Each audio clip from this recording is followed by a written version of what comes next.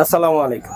ইয়াসিন ভাই এত ফিটিংস লাগাইলি, এ মানুষ এমনি একটা হাওয়ার পাইপ দিয়া দেয়, না ভাই ইয়ান দিয়ে কিল্লা দিছে। এমনি হাওয়ার পাইপ দেয়া দেয় ভাই, আমি তো আর এইভাবে দেই না।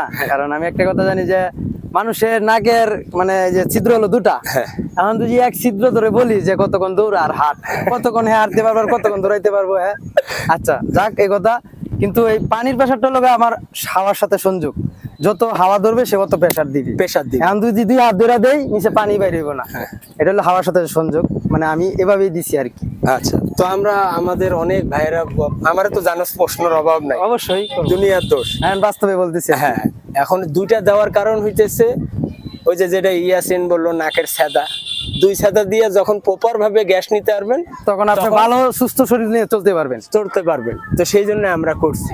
ঠিক আছে, কোনো যদি দিক্কত থাকে জানাবেন, আমরা উত্তর দেব অবশ্যই, ঠিক আছে। অবশ্যই। এটার কাজ হয়েছে এটা।